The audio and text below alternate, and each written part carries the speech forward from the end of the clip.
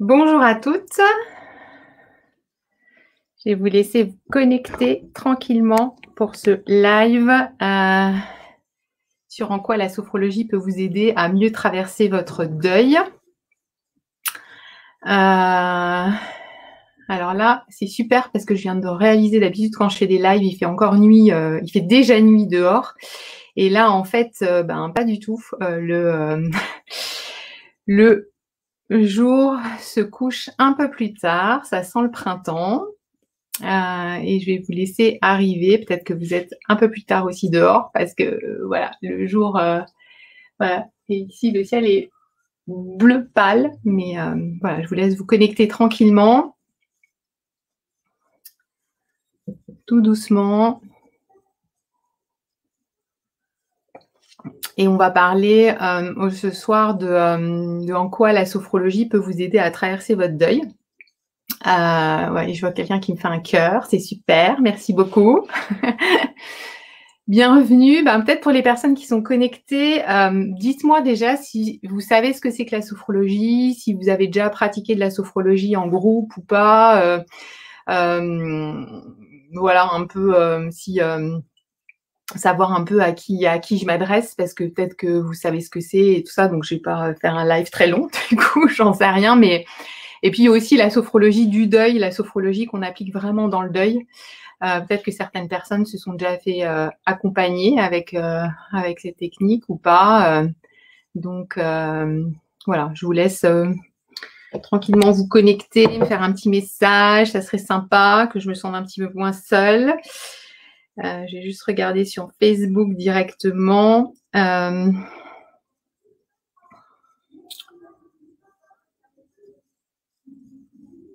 Pas de commentaires. De toute façon, je vais démarrer. Je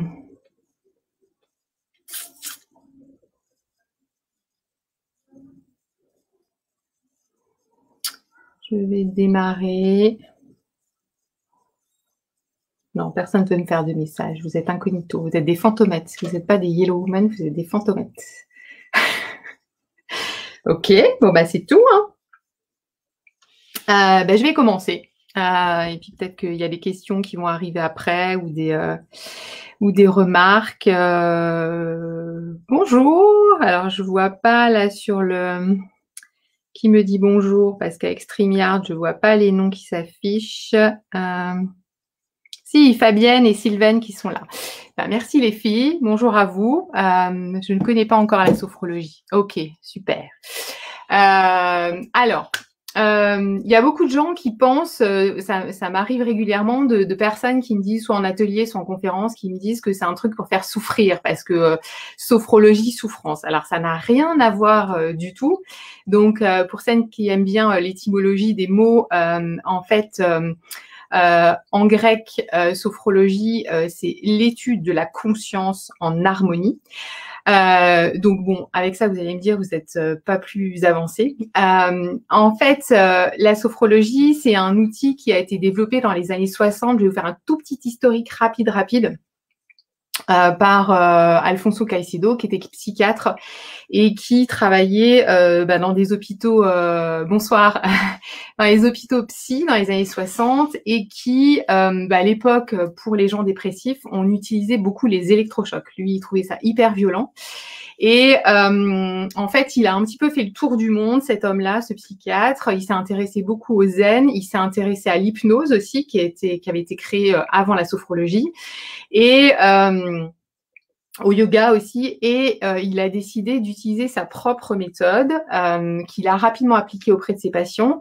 Et son idée à lui, c'était de transmettre des outils très concrets pour que les patients trouvent des ressources vraiment intérieures très profondes pour dépasser leur dépression et qu'ils soient rapidement autonomes, en fait, et qu'il n'y ait pas besoin d'électrochocs, qu'il n'y ait pas besoin, c'était le début des nouvelles molécules antidépresseurs, anxiolytiques, de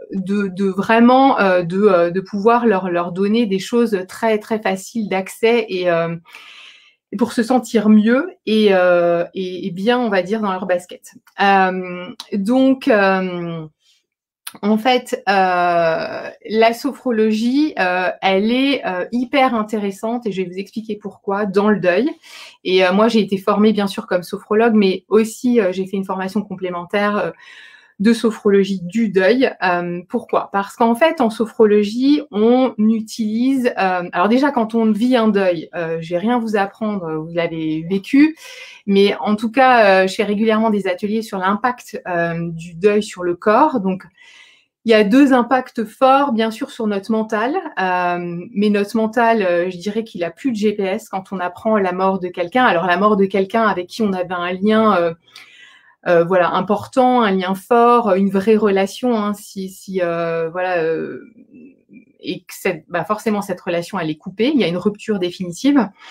Au niveau du mental, c'est un vrai choc, ça vient vraiment percuter le mental. On a du mal à réaliser d'ailleurs les premiers mois, on a du mal à intégrer cette perte. Et puis c'est un impact sur le corps. Et en fait, en tant qu'endeuillé, on réalise pas forcément l'impact du deuil sur notre corps. Au niveau du mental, on voit bien parce que souvent on est dans le cirage, on est dans le brouillard, on a beaucoup de mal à se concentrer, on dort pas la nuit. Mais en fait, on est tellement absorbé par la perte de notre proche qu'on en oublie qu'on a un corps. Et notre corps, en fait, c'est vraiment notre meilleur allié pour traverser au mieux ce deuil et pour avancer sur notre chemin tranquillement et pour digérer surtout cette absence, pour l'apprivoiser, pour apprivoiser le manque. Donc, en fait, en sophrologie, qu'est-ce qu'on utilise? On utilise vraiment 2 techniques qui sont très simples, qui sont la respiration, même 3 techniques. Et moi, j'en rajoute une 4e. 3 outils très simples qui sont la respiration, la détente musculaire, la visualisation et aussi la parole, mettre des mots sur vos ressentis. Donc en fait, et je vais vous expliquer après comment moi je travaille et en séance comment ça se passe avec moi et notamment en ligne parce que j'ai beaucoup de questions par rapport à ça. Ça perturbe beaucoup d'entre vous sur le fait d'être accompagné en ligne, sur Zoom par exemple ou sur Skype. Donc en fait, la respiration, en fait, c'est un outil qu'on a vraiment en nous, qui est un super outil dont on n'a pas conscience, qui est gratuit, qui est gratos, qui est en nous, qui est vraiment facile d'accès rapidement. Et quand on traverse le deuil de quelqu'un, souvent on bloque notre respiration. La détente musculaire, vous avez tout expérimenté. À partir du moment de l'annonce de la perte d'un proche, on se contracte. On peut avoir des maux de ventre, on peut avoir des maux de dos, des problèmes de respiration. Il y a des gens qui déclenchent des crises d'asthme très, très souvent. Il y a des gens qui ont vraiment des douleurs très violentes au niveau des épaules, au niveau des bras. Certaines personnes me disent, moi, je suis comme lessivée, en fait. Et en fait, le corps, c'est comme si, c'est ce que dit Christophe Fauré, recevait vraiment une blessure, une balafre directe dès l'annonce. Et en fait, il va falloir que ce corps, il fasse face à cette blessure et qu'il commence à cicatriser les chairs tranquillement. Donc, il se met en route tout seul. Donc ça, c'est ce qu'on appelle le processus de deuil. On n'a pas conscience de ça, mais en fait, notre corps, il bosse pour nous, pour cicatriser cette blessure au mieux. Comme quand on a une coupure au niveau de la main, si on ne met pas de pansement, si on ne désinfecte pas, les chairs vont quand même se recoller. Le truc, c'est que si c'est hyper profond et qu'on ne va pas aux urgences pour se faire recoudre, eh bien, en fait, oui, ça va cicatriser, mais ça va mal cicatriser. Il va peut-être y avoir des boursouflures, il va peut-être y avoir, dès qu'on va se cogner, ça va peut-être se réouvrir. Donc, en fait, cette cicatrice-là, forcément, elle met du temps à se refermer et en fait, notre corps, il travaille fort, il est très fatigué, il est très épuisé et nous, on est très contractés. Il y a des bouleversements au niveau hormonaux, il y a des bouleversements au niveau du ventre. Vraiment, c'est un vrai tsunami à l'intérieur de nous. Et du coup, la détente musculaire, c'est un allié hyper important et notamment pour retrouver un sommeil de qualité et pour gérer ce stress qui est puissance 10 000. Et puis, il y a l'outil de la visualisation. Une visualisation, c'est quoi? Donc, en fait, en séance, on va, et je vous le réexpliquerai après, mais on va pratiquer des mouvements doux alliés à la respiration pour faciliter une détente profonde du corps et forcément, ça va provoquer une détente aussi au niveau du mental. Ça va permettre d'éloigner un petit peu, de prendre un peu de distance avec toutes nos ruminations, tout ce qui se passe dans notre tête. Et donc ça, c'est la première chose. Et d'ailleurs, vous l'avez tout expérimenté quand vous allez nager, quand vous allez courir, quand vous allez en forêt. eh ben, il y a cette même détente qui peut s'installer. Sauf que vous n'êtes sans doute pas forcément concentré sur votre corps, vous restez quand même concentré sur votre tête, sur vos idées, et vous respirez pas en conscience comme ça peut être le cas dans une séance. La deuxième chose, c'est les visualisations. Les visualisations, c'est quoi? C'est ce qu'on appelle souvent une projection mentale, ce qu'on appelle une projection positive. Notre cerveau, en fait, il fait pas la différence entre ce qui se passe là dans notre tête et la vraie vie. Et d'ailleurs, on l'expérimente souvent quand on regarde un film où il y a dans ce film, je ne sais pas si vous regardez un film d'horreur, il y a quelque chose qui vous fait peur, bah, vous sursautez. Pourtant, vous savez très bien que c'est pas la vraie vie, mais votre mental, lui, il fait pas la différence. Eh bien, en visualisation, en fait, on va utiliser cette astuce-là, ce petit truc-là du cerveau qui fait pas la différence entre ce qui se passe là et dans la vraie vie, pour pouvoir retravailler des choses du passé, du présent et du futur. Donc ça, c'est hyper intéressant parce que quand on traverse un deuil, on a besoin de réévoquer notre lien avec le défunt. On peut avoir besoin d'aller revisiter la relation, peut-être de pardonner certaines choses, que ce soit notre conjoint, que ce soit un parent, des choses qu'on a vécues avec la personne de son vivant. On a parfois besoin de lui dire au revoir parce que peut-être que la personne s'est suicidée, peut-être qu'elle est morte dans un accident et que ça a été violent et que ça s'est fait du jour au lendemain. Et même pour des personnes qui accompagnent quelqu'un en fin de vie, parfois, par pudeur, on n'ose pas forcément se dire ce qu'on a à se dire, qu'on s'aime, qu'on a envie de se pardonner. Et bien, dans ces visualisations, c'est un travail qu'on peut faire. Et comme le cerveau, lui, il fait pas la différence entre lui avoir dit à cette personne de son vivant ce que vous pensiez d'elle, lui présenter des excuses, la pardonner ou échanger, vous allez le faire mentalement lors de la visualisation. Je ne sais pas si je suis très claire, vous me direz. Parce qu'il faut vraiment l'expérimenter. C'est toujours difficile d'expliquer, mais il faut vraiment l'expérimenter. Donc, vous allez pouvoir revisiter cette relation que vous aviez avec la personne, peut-être lui dire au revoir, peut-être aussi apaiser certaines images qui reviennent en boucle. Je pense à des personnes qui, justement, ont accompagné leur conjoint ou un enfant malade. Il peut y avoir des scènes notamment lors de moments de sédation où la personne, en fin de vie râle, enfin c'est compliqué au niveau respiratoire pour elle, et ça peut être assez violent, surtout si on n'est pas accompagné pendant ces périodes-là. Eh bien, c'est des images qui restent un peu en boucle et qui peuvent nous bloquer, nous paralyser pour avancer pour la suite. Ou une personne qui aurait trouvé un parent, un enfant ou son conjoint après un suicide. C'est aussi des images qui sont très violentes et qui peuvent rester marquées.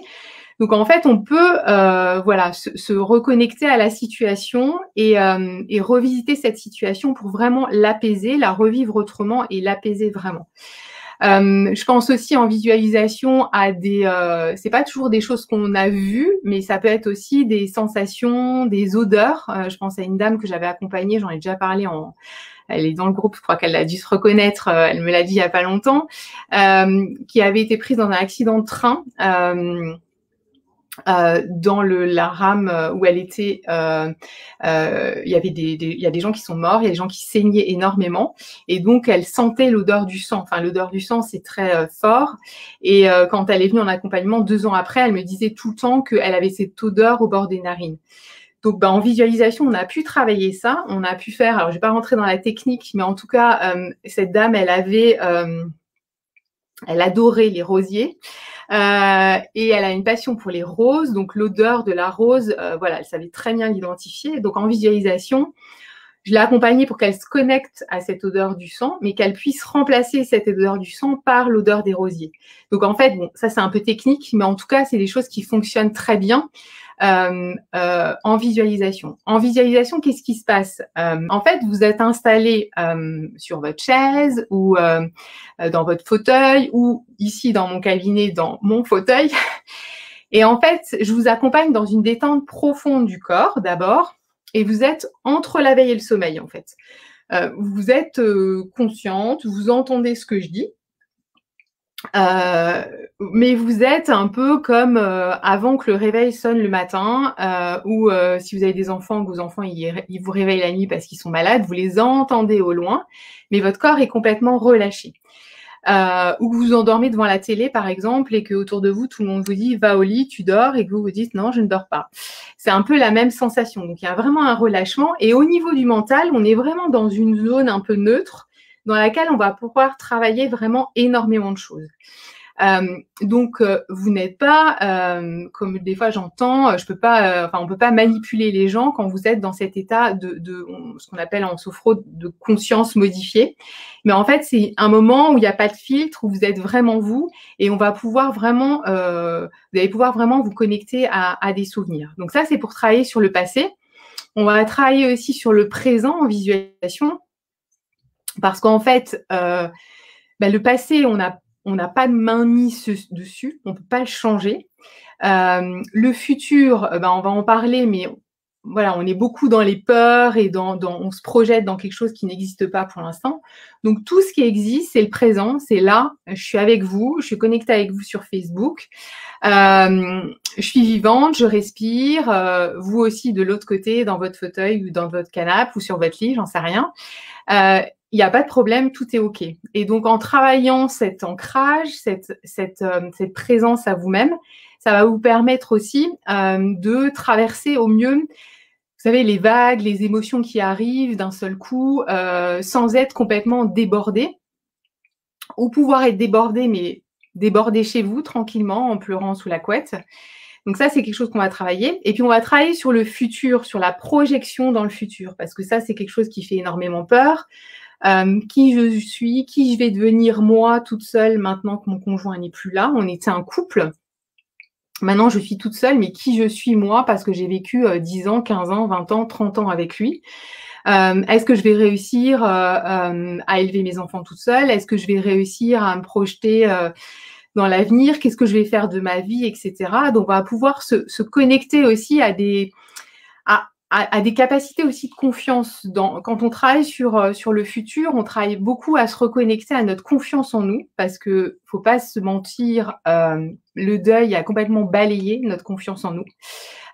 Et pour moi, la confiance en soi, c'est vraiment comme un muscle, c'est vraiment croire en nos capacités, qu'on est capable de faire face à cette adversité, qu'on est capable de faire face à des prises de décision qu'on va devoir faire seul maintenant, que ce soit pour déménager, pour acheter une voiture, pour l'éducation des enfants, pour changer de boulot, etc. Donc, on va retravailler en visualisation sur ces capacités-là que vous avez en vous, en fait. Mais le deuil, le chagrin, l'anxiété, la peur est venu mettre comme une chape de plomb sur cette capacité de confiance en vous. Moi, il y a beaucoup de femmes qui me disent « Avant, je ne me posais pas de questions, je fonçais, je prenais rapidement des décisions.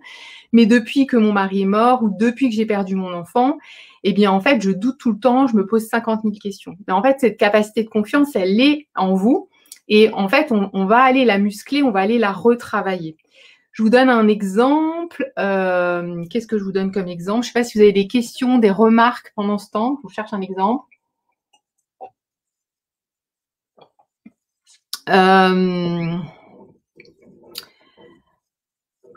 Par exemple, oui. Un monsieur que j'ai accompagné, j'ai pas souvent accompagné beaucoup de messieurs, mais un monsieur que j'avais accompagné qui avait perdu sa compagne. En fait, quand il a commencé l'accompagnement, il était en arrêt maladie et au milieu de l'accompagnement, il me dit: «Ça y est Rachel, je me sens prêt, à reprendre le travail». Il avait demandé un mi-temps thérapeutique. Mais il me disait, ma grosse angoisse, on avait travaillé beaucoup sur la concentration, mais fallait encore en mettre une couche. Il me disait, c'est que je travaille en open space. Et en fait, en open space, faut vraiment être bien concentré parce qu'il y a tout le temps du monde autour de soi, il y a des bruits, etc. Donc, j'ai peur de pas réussir à me concentrer. Et en fait, ce monsieur, lors de la première séance, quand moi je décortique un peu avec vous, bien sûr toute votre histoire autour du deuil, mais aussi ce qui vous fait du bien, ce que vous avez repéré comme étant des ressources vraiment personnelles, peut-être l'entourage, peut-être de faire du sport, peut-être… Bien lui, en fait, dans ses ressources, il y avait les parties d'échecs. En fait, c'était un monsieur qui était féru d'échecs. Et il me disait, quand je fais une partie d'échecs dans mon salon, il peut se passer n'importe quoi autour de moi, le président de la République peut débouler, je reste hyper concentrée. Donc, et d'ailleurs, il avait repris pendant l'accompagnement les jeux d'échecs. Donc, en fait, cette capacité de concentration, elle était là. Mais lui, quand il se voyait repartir bosser dans sa projection dans le futur, il disait c'est pas possible dans cet open space, je vais pas réussir du tout.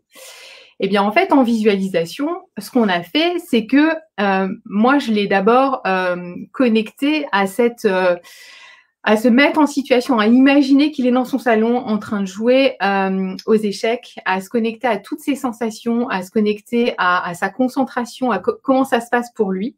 Donc, je l'ai accompagné pour lui dire, tu te vois dans ton salon, tu vois les couleurs, tu vois ton jeu d'échecs, peut-être que tu touches les pions, peut-être que tu sens l'excitation de la gagne, etc. Et donc, voilà, donc là, il était ultra concentré. Et en fait, on a transféré ça dans l'open space. Voilà, donc comme ça, dit comme ça peut paraître un peu bizarroïde, et ça, je le conçois. Mais en fait, ça fonctionne hyper bien parce qu'en fait, le mental prend conscience que, eh bien, effectivement, ces mêmes sensations, on peut les réactiver dans un autre cadre, dans un autre lieu. Et là, pour lui, c'était le lieu du travail. Et en fait, bon, déjà, mentalement, voilà, son mental, il s'est vu reprendre le travail, être concentré, avoir des sensations de bien-être, de concentration. Donc déjà, son mental, il l'avait déjà fait une fois. Donc comme le mental ne fait pas la différence entre ce qui se passe là et la vraie vie, pour le jour J, pour la reprise du travail, le mental, il se dit, c'est OK, donc tout va bien. Et puis après, en situation, les conseils que moi je donne, c'est de réactiver ça, c'est-à-dire qu'ils se souviennent de cette séance et qu'ils se souviennent aussi qu'il a ces capacités-là. Mais déjà, de rien vous dire, ta capacité de concentration, tu l'as, parce qu'en fait, tu l'as quand tu joues aux échecs, tu peux tout à fait l'avoir dans cet open space quand tu es au boulot. Déjà, il y a un déclic qui se passe chez ce monsieur qui dit, ah ouais, en fait, OK, je suis quand même encore capable de me concentrer. Donc voilà comment, on peut aussi travailler en visualisation. Je ne sais pas s'il y a des questions, des remarques. Je ne vois rien sur StreamYard.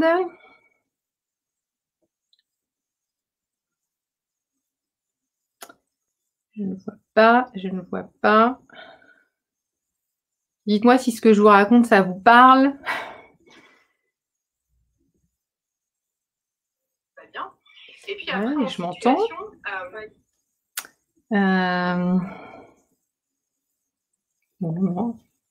Henriette, je ne connais pas la sophrologie, voilà. Et comment ça se passe en fait quand on va faire une séance? Eh bien, la première séance, vous me partagez vraiment, ce que vous avez vécu, les points encore qui, ce qui vous fait mal, ce qui vous rend triste, ce qui vous fait perdre vos moyens, la douleur que vous vivez, à quel niveau elle se situe, peut-être au niveau de la poitrine, peut-être au niveau du ventre, peut-être au niveau du dos, s'il y a des problèmes de sommeil. On passe vraiment en revue un petit peu tous les pans comme ça de votre vie quotidienne, comment ça se passe je vais répondre, au travail, avec les enfants, etc. Donc moi, ça me permet d'avoir une vision vraiment globale de votre situation, de vous connaître un peu mieux, un peu plus. Et moi, ça me permet de connaître aussi vos ressources personnelles. Par exemple, il y a des gens qui me disent, mais moi, quand je vais courir, ça me fait super du bien. Ça, en fait, je vous propose de l'accentuer aussi, de le faire parce que ça va créer des endorphines, ça va créer des hormones du bien-être. Donc, c'est des choses que vous savez faire parce que le but, c'est que vous soyez aussi autonome. Bien sûr, il va y avoir des choses qui vont se déclencher, des prises de conscience, mais voilà. Donc, on travaille tout ça à la première séance qui dure en général une bonne heure 30. Et après, moi, tout ça, ça me permet de construire un protocole vraiment d'accompagnement. Ce qui fait que chaque séance va vraiment être spécifique. On va vraiment travailler sur un point particulier. Et pour vous donner un exemple, je donne souvent cet exemple-là, c'est un peu comme si vous refaisiez votre jardin. Il y a une grosse tempête dans votre jardin, où votre jardin il est complètement en friche, il y a des mauvaises herbes, il y a des gros cailloux, il y a des arbres qui sont déracinés. Eh bien, en fait, pour refaire le jardin, on va pas tout de suite replanter des jolies fleurs et tout ça pour retrouver confiance en soi. Non, on va d'abord aller enlever les gros cailloux, enlever les mauvaises herbes. On va peut-être couper des branches qui sont plus très vigoureuses. Et puis ensuite, on va venir remettre de l'engrais pour entretenir. Puis on va replanter des plantes, on va replanter des arbustes, on va peut-être installer une petite cabane sympa, etc., etc. Donc en fait, c'est la même chose. Donc souvent au démarrage, on va travailler vraiment sur l'urgence. Parfois, pour certaines personnes, ça va être avoir des outils très concrets pour le sommeil. Parfois, ça va être tout de suite de travailler sur sa culpabilité. Alors souvent, la culpabilité, on se sent coupable, on n'a pas dit certaines choses à la personne et tout. Donc ça, c'est des choses aussi, je le disais tout à l'heure, hein, dire au revoir à la personne, se mettre en situation, fermer les yeux et comme si la personne était en face de nous. Et voilà, moi, je travaille sur une technique comme ça. C'est hyper efficace, quoi. Ça apaise tout de suite parce qu'il y a des choses qui sont dites, il y a des choses qui sont échangées. Ça paraît un peu bizarre, mais ça fonctionne bien. D'ailleurs, si Fabienne est là, elle peut témoigner. Et j'ai perdu le fil. Qu'est-ce que je vous disais la visualisation, les séances. Oui, chaque séance a vraiment un objectif précis, puisque moi, je construis un protocole vraiment d'accompagnement précis. Et je confirme, merci. Et ce que je voulais vous dire aussi, c'est qu'entre on va faire des mouvements doux au démarrage, alliés à la respiration, qu'on fait ensemble. Et ensuite, voilà, on a fait une petite série d'exercices. On va échanger sur comment vous vous sentez. Vous allez mettre des mots sur vos ressentis, sur vos émotions, sur ce qui se passe dans votre corps. Peut-être que la première séance, il va rien se passer. Peut-être que juste, vous allez vous dire, ah ouais, j'ai quand même hyper mal au dos et j'en avais pas conscience. Donc déjà, ça, c'est une énorme prise de conscience. On va pouvoir travailler là-dessus. Et puis, pareil, après la visualisation, il y a un temps d'échange. Souvent, il est un peu plus long parce que, en fait, comme vous êtes tellement relâché pendant la séance, il y a des émotions qui sortent, ça, hein, c'est aussi une technique de libération des émotions. Donc, il y a peut-être des larmes qui arrivent. Et puis, peut-être des fois, au contraire, il y a des séances où à la fin d'une visualisation, il y a je me sens capable, là, je sens une force à l'intérieur de moi, je sens que mon homme ou mon enfant est vraiment en moi, ça me donne de l'énergie. Voilà, il y a des prises de conscience très, très profondes qui se passent et qui durent en fait sur le temps. Ça, je veux le dire aussi parce que la sophrologie, c'est pas de la relaxation. C'est pas on est assis sur un tapis et on relaxe juste toutes les parties de son corps et on est bien. Non, ça va beaucoup plus loin parce qu'il y a un objectif vraiment toujours qui est précis. C'est d'accompagner votre corps et de vous apaiser vraiment sur le chemin de votre deuil et aussi d'aller vous connecter, vous aider à reconnecter à vos ressources propres, quoi. Pour moi, cette visualisation m'a permis de mettre fin à la culpabilité, Marie Fabienne. C'est pour ça que je parlais de toi parce que je sais que ça a été assez fort. Donc en fait, c'est vraiment au-delà de la relaxation. C'est vraiment hyper important parce que, en tout cas, moi, la manière dont je travaille, et là, je vous explique comment moi je travaille, ça va au-delà de ça. Et puis, ce qui est hyper chouette, ce que je trouve, moi, c'est que, alors, moi, j'ai toujours travaillé en visio, au cabinet, bien sûr, mais beaucoup en visio avec des femmes des quatre coins du monde. C'est que, en fait, quand on fait une séance ensemble sur Zoom, ce qui est génial, c'est qu'on l'enregistre. Donc après, moi, je vous envoie la vidéo et en fait, vous pouvez refaire la séance. Donc, ça veut dire que vous pouvez refaire les exercices. La visualisation, je vous l'enregistre en direct parce que forcément, elle est hyper personnalisée parce que j'ai un casque et un magnéto. Donc, je vous l'envoie aussi. Donc, vous pouvez la réécouter et moi, je vous encourage toujours à repratiquer les exercices parce que voilà, ça va, voilà, il va y avoir d'autres choses qui vont se passer à l'interséance. Et puis, c'est intéressant aussi, au-delà de refaire les exercices et de refaire les visualisations, c'est aussi de réécouter un peu ce qu'on s'est dit. Parce que forcément, on a parlé de votre deuil, forcément, on a parlé de votre histoire, forcément, on a parlé de votre culpabilité. Et 1 heure, c'est très riche. Et des fois, moi, je vous donne aussi des repères, des infos. Et des fois, il y a des déclics qui se font. Mais il y a plein de femmes qui me disent, moi, je revois la séance, des fois tranquillement, comme ça. Et ce que tu m'as dit, ben, ça me fait une piqûre de rappel et j'avance comme ça au fur et à mesure. Donc ça, c'est super intéressant. Et ça permet aussi de voir l'évolution, parce que souvent entre la première séance et la 8e, c'est sûr qu'on ne se parle pas des mêmes choses. Et il y a des femmes qui me disent c'est hyper chouette parce que je revois ma première vidéo avec toi, ma première séance, et je vois que j'ai plus la même tête. Je vois que mes gestes, ils sont plus fluides, ils sont moins saccadés, que je suis plus détendue, etc. Donc en fait, ça permet aussi, je trouve, de vraiment prendre conscience en fait de tout le chemin que vous faites, parce que ça, c'est un point qui est récurrent dans les accompagnements, c'est que et moi j'étais comme ça aussi, hein, je le dis en toute bienveillance, les femmes, on minimise énormément ce qu'on fait et notre évolution, on oublie vite, on passe vite à autre chose.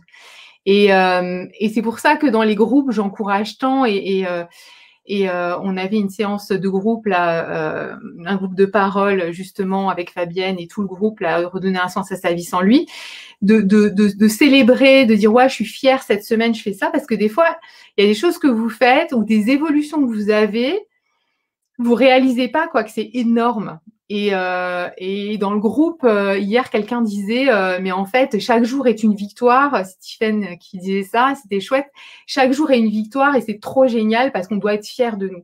Ben, en fait, de revoir les vidéos, ça permet de voir toute cette évolution et effectivement d'être fier de vous. Voilà. Voilà. Alors, quelqu'un m'a mis un truc intéressant. Ouais, ça rejoint l'hypnose et le MDR. Alors ça, c'est hyper intéressant. Alors, en fait, la visualisation, c'est un point commun effectivement dans l'hypnose. En hypnose, visualisation, on utilise la même technique. C'est vrai qu'en hypnose, souvent les gens, ils pensent hypnose, vous savez, comme dans les spéciales, comme comment il s'appelle, voilà, où on fait ça et puis clac, vous tombez. Enfin, ça, c'est de l'hypnose de spectacle. Hein. C'est pas l'hypnose de thérapeutique, et voilà. Mais c'est vrai qu'en visualisation, c'est exactement ce que vous vivez. C'est comme la séance d'hypnose.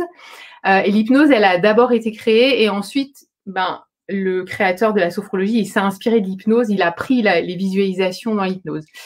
Le MDR, en fait, alors c'est un petit peu différent parce qu'effectivement, c'est avec des mouvements oculaires et on va beaucoup l'utiliser, surtout quand il y a des chocs post-traumatiques.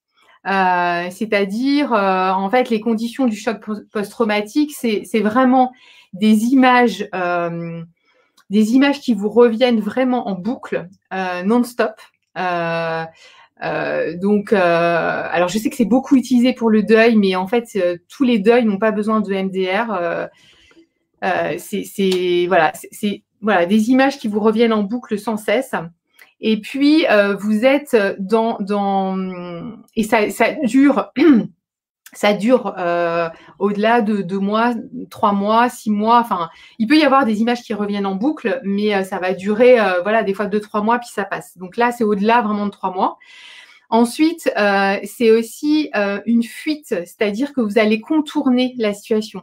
Je pense à des personnes qui ont perdu un proche, par exemple dans un accident, dans un incendie. Eh bien, en fait, ils vont pas passer devant cette maison, même 1 an, 2 ans après. En fait, c'est impossible pour eux.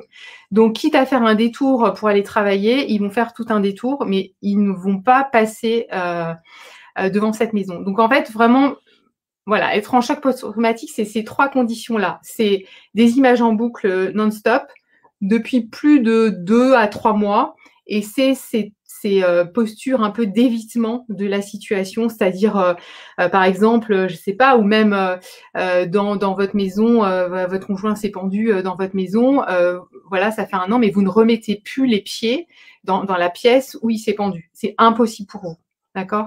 Donc, c'est vraiment ça. Donc, et ça, c'est quand même c'est des choses quand même assez fortes et particulières, et c'est des mouvements oculaires qui permettent effectivement de déplacer le souvenir en fait au niveau du cerveau, de le mettre dans la bonne case. Et voilà, donc ça, c'est encore une technique à part. Mais par rapport à l'hypnose ou les visualisations en sophrologie, c'est vraiment par rapport au souvenir, c'est que vous avez le souvenir, vous allez bien sûr vous souvenir toujours de la personne, mais peut-être que pour l'instant, il y a l'émotion qui est collée à ce souvenir. C'est-à-dire que vous pensez à la personne à l'hôpital en fin de vie, vous pensez à la personne parce que vous l'avez trouvée par terre suite à un accident, etc. Et là, dès que vous y pensez, vous êtes dans un débordement émotionnel. Eh bien, en fait, le travail que moi je fais, c'est de décoller cette émotion de la situation, ce qui fait que vous allez pouvoir penser à la situation, vous allez pouvoir y penser, mais sans être débordé au niveau émotionnel parce qu'on aura décollé cette émotion de la situation. Donc voilà, dit un peu de façon simple, hein, parce que je ne vais pas rentrer dans les choses très techniques, mais c'est comme ça que ça se passe. Et puis j'ai pas parlé de la parole, mais pour moi, enfin, dans les programmes, j'utilise aussi beaucoup l'écriture. Vu on utilise la vidéo, on utilise beaucoup de choses, mais de remettre des mots sur ce que vous ressentez au niveau de votre corps, au niveau de votre cœur, de pouvoir partager. Je le dis souvent, mais moi, j'y crois tellement fort. Et quand j'ai vu l'appel de groupe de cette semaine avec les femmes, c'était un truc de dingue. C'était trop puissant, c'était trop fort, c'était trop beau. De partager avec des femmes qui vivent la même chose que vous, que ce soit dans le deuil du conjoint, que ce soit dans le deuil d'un enfant, d'un parent, de pouvoir parler sans filtre, de façon un peu cash, comme disait Elodie l'autre soir, et bah, c'est important pour soi déjà, c'est la première chose, et d'entendre aussi les choses d'autres, les témoignages d'autres personnes, en disant bah moi je me pose cette question et puis c'est passé ça. Enfin ça c'est hyper puissant parce que ça a fait écho aussi chez vous, et entre femmes il y a une espèce de sororité. Enfin c'est pas une espèce, c'est une sororité, qui s'installe, et ça c'est hyper aidant, et c'est pour ça que moi je ne travaille plus que comme ça. Parce que oui, il y a encore mon premier programme où vous avez juste 5 séances de sophro avec moi, mais franchement, alors pas pour vendre, je m'en fous, mais c'est quand même beaucoup plus puissant quand il y a aussi du groupe, et que bien sûr en séance vous allez mettre des mots sur vos ressentis et ce que vous vivez pendant la séance avec moi et sur votre deuil, mais en groupe aussi, et ça c'est voilà. Pour moi, la sophrologie du deuil, c'est aussi ça, c'est aussi mettre des mots sur ce que vous ressentez pendant les séances, après, et aussi dans le groupe, et c'est toujours des petits groupes hyper conviviaux et bienveillants. Alors, effectivement, c'est tout à fait ça, la visualisation est à se souvenir sans larmes de façon beaucoup plus apaisée. Voilà, merci de confirmer. Voilà ce que je voulais vous partager ce soir. Voilà, peut-être que vous allez voir, faut que j'arrête de dire voilà, cette vidéo en replay. N'hésitez pas à commenter, à me poser des questions si vous avez besoin. Taguez-moi parce qu'il y a beaucoup d'échanges dans le groupe, donc du coup, si vous ne me taguez pas, je risque peut-être de passer à côté. Et puis, voilà ce que je voulais vous dire. Peut-être vous redire aussi que j'avais mis un post dans le groupe que la vidéothèque est ouverte, vous pouvez vous inscrire, même pour les membres du groupe. Ben voilà, c'est gratuit bien sûr, mais il faut juste que vous vous inscriviez, vous recevez un code d'accès et vous avez accès sur mon site à tous les lives qui ont été faits dans ce groupe. Et puis au fur et à mesure des lives, Audrey qui travaille avec moi va les mettre dans la vidéothèque, donc ça permet de concentrer tout au même endroit. Peut-être que je vous remettrai le lien dans les commentaires. Voilà pour aujourd'hui. Quoi vous dire d'autre pour boucler? C'est que la semaine prochaine, je serai avec Laetitia Vigo-Abran. Laetitia, ça sera notre femme inspirante et aussi experte. Inspirante parce que en fait, Laetitia et sa sœur Elodie ont perdu leur papa maintenant il y a quelque temps, et suite à une expérience, on va dire, un peu malheureuse avec les pompes funèbres, elles ont décidé d'ouvrir leur propre agence, une agence qui est assez différente, je trouve, des autres. Et donc elle partagera son histoire sur comment elle a vécu ce deuil et comment elle a décidé de plaquer son job de salarié pour se lancer dans l'ouverture de cette agence qui sort un peu du commun et qui accompagne pour des cérémonies très différentes, voilà. Et je trouve que c'est c'est une belle histoire et j'avais envie de vous présenter cette femme que je trouve super géniale, voilà. Et puis sur ce, écoutez, je vais m'arrêter là. Je vous souhaite vraiment, merci d'avoir été toutes là, celles qui étaient là, vous étiez une dizaine à être là. Je vous retrouve, les séances de groupe sont hyper fortes, on se rend compte qu'on a plein de points communs, qu'on vit des émotions semblables, même si nos histoires sont différentes. Yes. Ouais, c'est vraiment des très très beaux moments entre femmes et voilà, j'insiste un peu là-dessus parce que je rebondis sur ce que dit Fabienne, parce qu'en fait, il y a beaucoup de femmes qui me disent, qui viennent en séance gratuite pour échanger et en me disant, je voudrais bien intégrer un de tes programmes et tout ça, mais le groupe, moi, j'ai peur, j'ai pas envie de sortir mal du groupe, de pleurer, d'être tirée vers le bas. En fait, c'est tout l'inverse. Pourquoi ? Parce que je pense que les femmes qui intègrent mes groupes, elles sont connectées vraiment à mon énergie. Donc, alors bien sûr, je vais pas vous mentir. Des fois, il y a beaucoup d'émotions. Des fois, il peut y avoir des larmes. Mais il y a aussi beaucoup de rire, de joie, et puis des échanges vraiment en toute authenticité, en toute sincérité. Et forcément, vous sortez grandi du groupe. Moi, j'avais une coach qui me disait, tu ne sais pas ce que tu ne sais pas. Vous ne savez pas ce que vous ne savez pas. Enfin bref. Pas terrible ma phrase, mais en tout cas à quel point ça peut être transformant et aidant et ouais, j'ai envie de dire transformant parce que je crois fort que mes programmes ils sont vraiment transformants et ça fait vraiment la différence. Mais en tout cas voilà, si j'ai pu un peu ce soir vous éclairer un peu plus sur ce qu'était la sophrologie, je pense à Henriette, tu ne connaissais pas la sophrologie, si ça vous a un peu éclairé. Après, je le redis, c'est moi, ma façon personnelle de travailler parce que je travaille avec une sophrologie plus du deuil, donc on va travailler des choses en profondeur et différentes, et puis à ma sauce, à partir de mon expérience personnelle et puis professionnelle de comment j'ai été formée par Christophe Fauré et puis par d'autres formateurs exceptionnels. Voilà. Je vous embrasse bien fort. Je vous retrouve mercredi prochain, puis peut-être avant si ça me toque de faire un live comme ça de façon spontanée. Voilà. Je vous embrasse. Je vous dis à très bientôt. Bye.